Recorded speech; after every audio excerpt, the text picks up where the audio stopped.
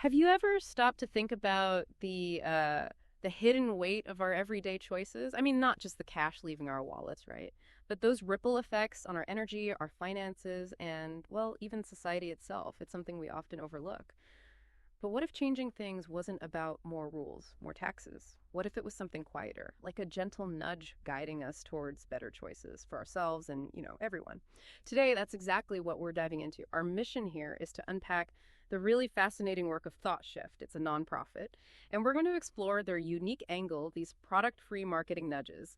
The idea is to empower us, individuals, and communities towards healthier habits and, crucially, lower costs. We'll focus especially on one called Ingest the Best and what that actually means for, well, for you in your daily life. And the scale of this, it's huge.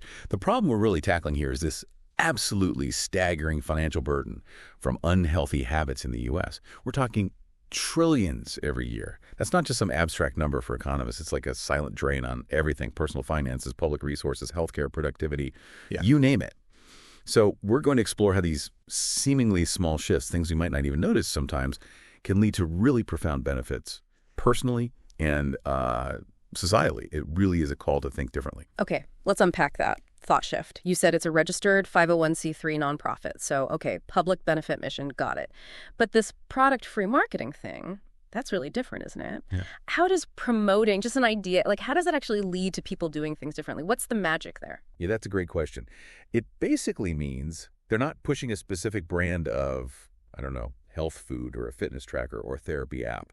No, it's more fundamental. It's about what some call choice architecture, designing the environment so the better choice is easier.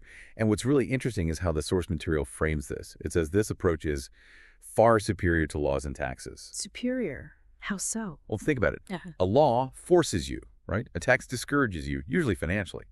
But a nudge, it sort of inspires or guides. It uses insights from behavioral science, maybe making the healthy option the default, or just more visible, more attractive. So it feels less like you have to do it and more like you just do it. No. This way, it tackles those emotional, physical, financial burdens more directly by building healthier communities from the inside out, rather than just imposing rules. It's like a soft power, but with potentially really solid results. That makes a lot of sense. I mean, we could all probably use more of those little reminders, those nudges in our crazy busy lives to, make slightly better choices, making the healthy thing not just easier, but maybe more intuitive, almost automatic. Exactly. Still, some might argue that these really deep-seated habits, the ones driving those trillion-dollar costs we mentioned, they need more than a nudge, right? Don't they need serious willpower, maybe even intervention?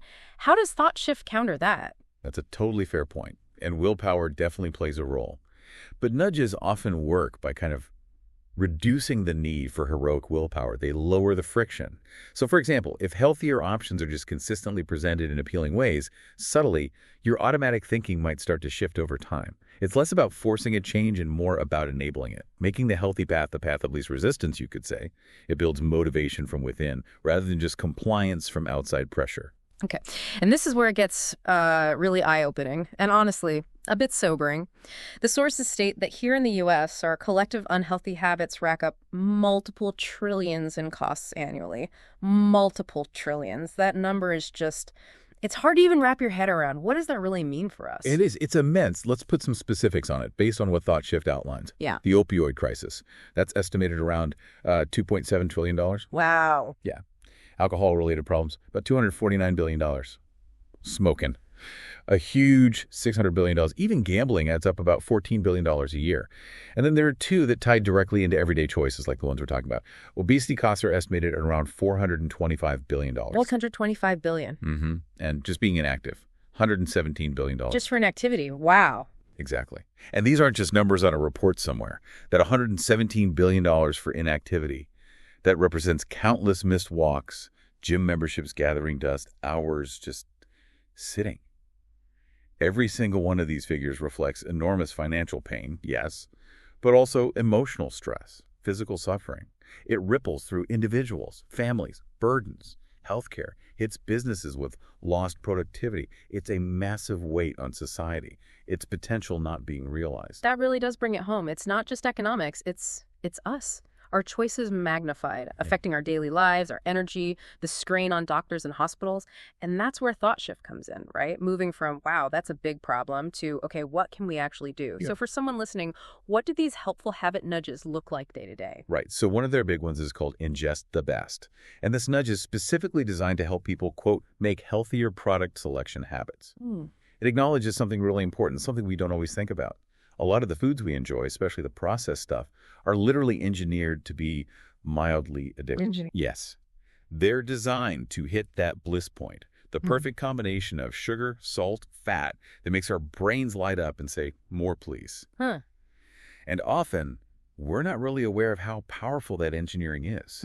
That lack of awareness, maybe lack of concern sometimes, can lead down the path to obesity, inactivity, diabetes, heart disease, all those things with huge costs we just talked about. That's a really crucial point. It's not just our choice versus willpower. It's our choice versus some very clever food science designed to make us choose certain things. So how does ingest the best fight back against that? How does it help, chip away at that $425 billion obesity figure? Well, it starts with raising that awareness, Yeah. definitely. But it's not just about giving people facts and figures. It's more subtle. Think about it like this. Instead of seeing an ad for some new miracle diet shake, an ingest the best nudge might be, say, a really clear, simple graphic in the supermarket showing the surprising amount of hidden sugar in everyday yogurts or sauces. Wow. Or maybe a digital screen in a public space, gently reminding people about drinking water, showing the immediate benefits. It's about making the healthier choice more visible, more appealing, but without wagging a finger. The underlying message, the sort of thought shift they're aiming for, isn't never eat treats again. It's more like, Yeah. it's okay to indulge sometimes, sure, but do it with reverence and intention. Reverence and intention for like a donut. Kind of, yeah. Or maybe extreme moderation is a better term. Understand what it is, enjoy it consciously, but recognize it's not everyday fuel. For overall health, moderation is key.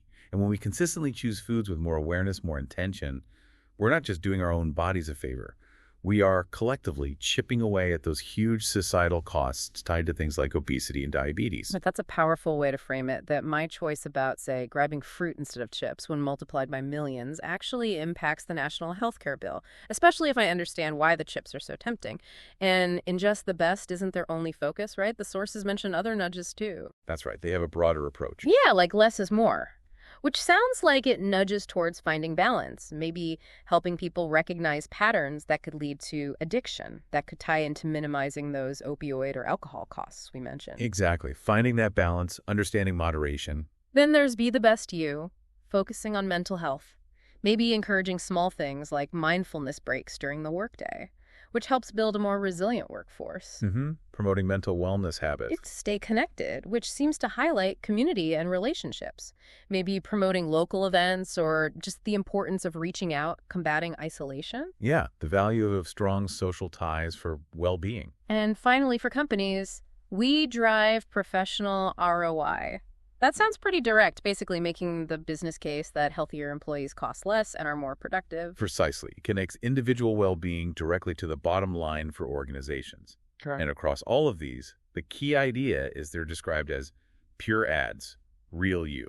Pure ads, real you. What does that mean exactly? It means they're unbiased. They aren't funded by or promoting any specific product or service related to the nudge.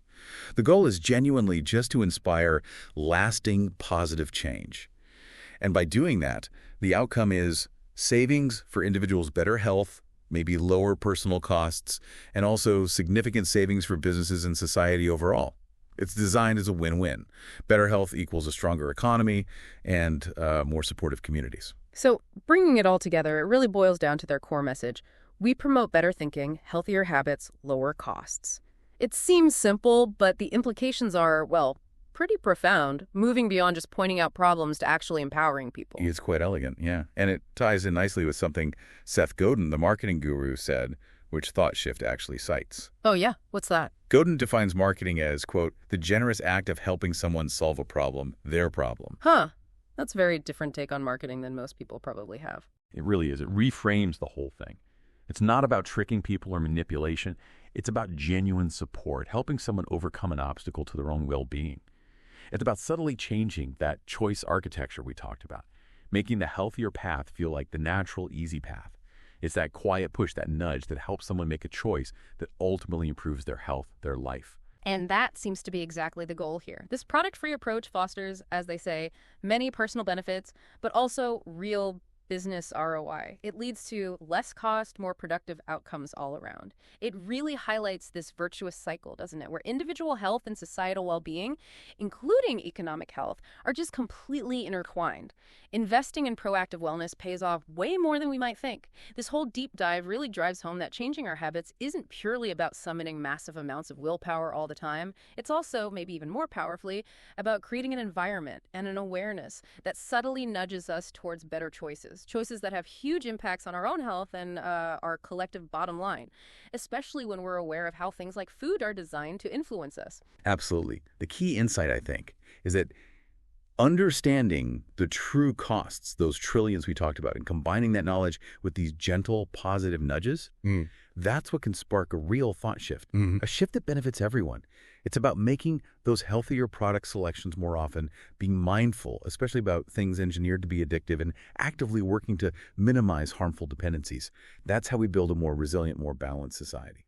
So here's something for you, our listener, to maybe mull over after this conversation. Think about one of your own daily habits. Maybe it is related to what you ingest, particularly some of those engineered foods we discussed. Or maybe it's about your level of inactivity.